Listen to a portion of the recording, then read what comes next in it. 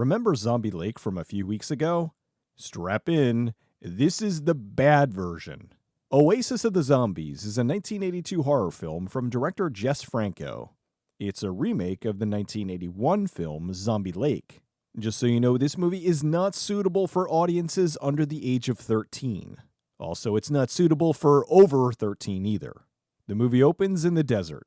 This main theme is kinda phoned in.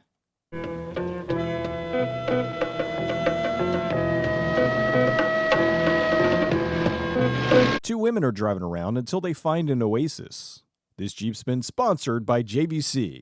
Considering the original opened with a solo naked skinny dip, will this one have a naked skinny dipping pair? One of the downsides to Blu-ray is that future generations get pristine HD footage of this poor girl's mustache. The girls decide to take a walk around. Il doit y avoir des dates alors.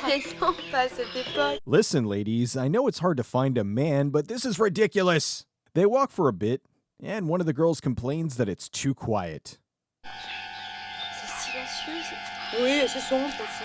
Yes, the silence is deafening. Uh-oh.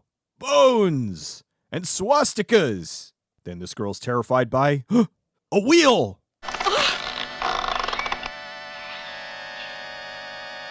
Oh, I like where this is going. I wonder if this is a typo or if she just really likes seafood. One girl's looking over at a tree, some debris, and oh no, a spider! So she goes off running, right into the arms of a Nazi zombie. The other girl trips over nothing and dies. Gotta say, I like the opening to the other one better. Euroscene presents a still frame. Meanwhile, a couple stops at a building to find someone named Blabbert. The guy goes in alone, but first, he makes sure that his pen has ink. Kurt goes to talk to Blabbert while looking at all his war memorabilia. Kurt tells him a story about how a special commando unit was gunned down while escorting $16 million in gold. Blabbert tells him the legend of the ghosts who protect the gold from looters. Blabbert points out the Oasis and, why would you give me the COVID vaccine? Oh, relax, it's a joke. Besides, saying the C word is automatically going to get this video fact-checked. See? That was a real ballsy move from Kurt. He didn't even give Blabbert the chance to finish his thought. He could have said, here's where everyone thinks the gold is, but it's actually over here. Kurt rushes back to his assistant, who's asking where Blabbert is. It's not like I killed him or anything. Now let's rush out of here like it's perfectly normal. In another part of the movie, helmet hair. A college student gets a message that his father died. Then back to the still frame. These paintings are all judging you. Robert goes to his father's place and reads his memoirs. He talks about a failed mission in 1943. The group was headed to intercept a convoy and steal their supplies. Blabbert's using some binoculars to view stock footage. So we get several minutes of the group driving through the desert. The captain gets a message that the Germans are on their way to the Oasis. I don't know if I'd feel comfortable with that tank pointing its cannon at me. The Germans stop at the Oasis and get ambushed. After a long shootout, everyone's dead. Well, except for Blabbert, who wanders into the desert. So he then teleports to the top of the dune and falls down. He's found laying unconscious by a traveling caravan. Hey fellas, this one's still alive! He'll fetch at least $20 at the marketplace. Blabbert's having a nightmare about the musical theme. He's awakened by Aicha, who's been watching over him. I just love a man with a good mustache. She tries to seduce him with her sexiest nightgown, but the father kicks her out. Now that he's awake, Blabbert spends his days drawing pictures of Aicha. Blabbert's all healed up and tells the father he has to go because war needs him. Blabbert and Aicha go for a walk in the desert. She disrobes, and they do it right there on the sand dune. Is this the best idea? I know they're both horny and all, but sex on sand sucks. Plus, you run the risk of being eaten by a pack of sand howlers. Oh, I'm sorry. I've been reading a ton of Dark Sun. Anyway, 4 days later, Blabbert's back at the war. After some time, he returns to the Casbah to see Aicha. When he arrives, he finds the Sheik alone. The Sheik tells him that Aicha was dead. You're kidding? Oh my God. She died during childbirth. Who could have seen this coming? Oh, I could, because they did the exact same thing in Zombie Lake.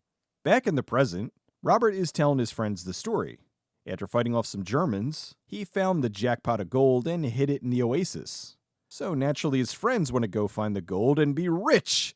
We'll all be rich, rich as Nazis. They decide they'd rather go to a cursed oasis and face death instead of a day of their exams. Slightly ahead of them is the Colonel's group. They make it to the oasis and get the attention of that all-seeing spider. They decide the best thing to do is to set up camp in the evil Nazi zombie-infested oasis. The men all decide to get shirtless. These two wander for a bit and start randomly digging in the sand.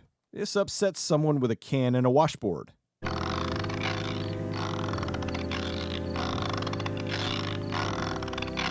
Here come the zombies. Hello! You've got a pickaxe, dude. Use it. Stop or I'll shoot. Dude's got worms on his face. Shoot! Oh well. Back at the tent, the zombies go after the last two living humans. The woman runs, which gives Kurt a chance to escape. This zombie was a little too excited about biting this actress's bosoms. Kurt almost got away. I'd like to introduce you all to Derp Zombie. Kurt gets bit but still escapes.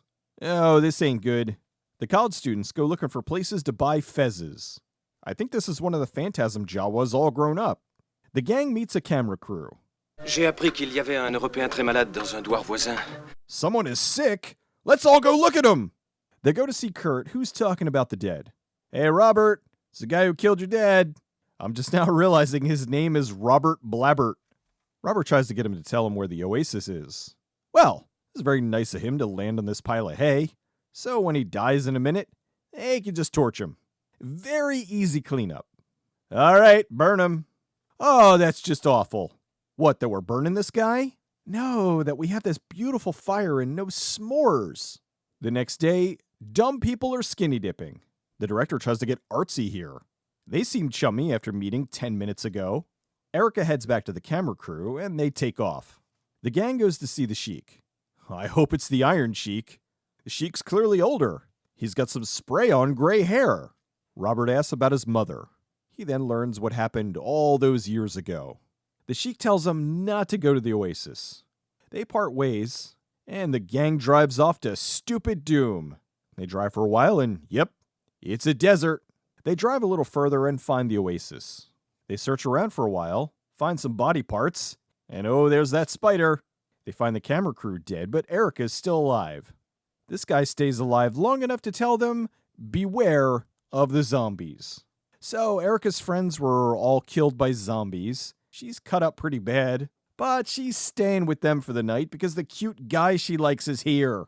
Later that evening, when the horny is so strong it overrides self-preservation. Sure, I almost got eaten, but now I'm gonna get eaten. Common sense does not exist in this tent.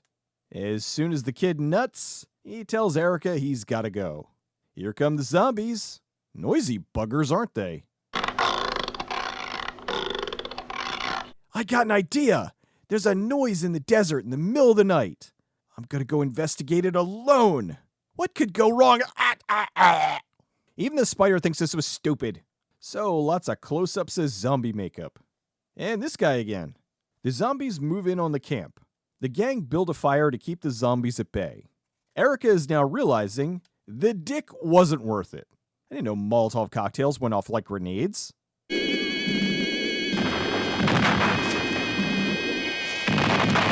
The sun comes up, the zombies vanish, and what? It's not like they only come at night. Pretty much were exclusive to day this entire movie. The Sheik's checking up on him, and they didn't even last one day. He finds Robert and his girlfriend are the only survivors. Grandpa, take me home. As-tu trouvé ce que tu cherchais? Je me suis retrouvé moi-même. Congratulations! You found yourself, and the cost was all of your friends' lives. Oasis of the Zombies is, as I said, a remake of Zombie Lake from 1981. Also like Zombie Lake, Oasis was a joint French-Spanish production. I'll do a brief refresher in case you missed that video. Exploitation writer-director Jess Franco was supposed to helm Zombie Lake. He had to bow out and Gene Roland took over. Franco didn't like Zombie Lake, so he took the script he wrote, retooled it, and made Oasis of the Zombies. Even more unusual that there's two versions of this movie, there's also two versions of Oasis of the Zombies. The French version and the Spanish version. The Spanish version has a slightly different cast. Some actors in the Spanish version don't appear in the French version. The Spanish version's about 6 minutes longer, but it's roughly 22 minutes of footage that is different from the French version. There's also different gore and a different soundtrack in the Spanish version. It's funny that there were all these differences in a movie that was an even lower budgeted version of Zombie Lake. While there's many differences between the two films, at their core, they're the same. A soldier's injured in battle. He's nursed back to health by a beautiful local and they fall in love. He gets her pregnant and she dies in childbirth. Franco tweaked the script and did minor changes like making the child a boy instead of a girl. Also, there wasn't a heartwarming story about a kid going for walks with her zombie dad. Oh, and both have Nazi zombies. The stock war footage they used was from a movie called Heroes Without Glory. Oasis of the Zombies is an inferior version of Franco's story. For a movie like this, it's amazing how little happens. There's numerous extended scenes of nothing. The zombies in this sometimes look gross, but surprisingly, it just made me miss the green zombies of Zombie Lake. The characters were all stupid, and I felt very little when any of them died, especially Erica. She had the chance to get out, but decided to stay because this guy was cute. Apparently Jess Franco was one of the zombies, but I'm not sure which one. Also, compared to Zombie Lake, Oasis had a staggering lack of nudity. Very off-brand for Franco. The movie's also about 90% Zoom. Overall, Oasis of the Zombies is terrible. It's quite fun to goof on if you want something absurd to riff with your friends. But if you're looking for a good zombie movie, look elsewhere. I'd actually go so far as to suggest you watch Zombie Lake. At least that one was unique. I mean, how many movies have a zombie father protecting his living daughter? Oasis had none of that. It was just stupid people doing stupid things around stupid zombies making stupid noises.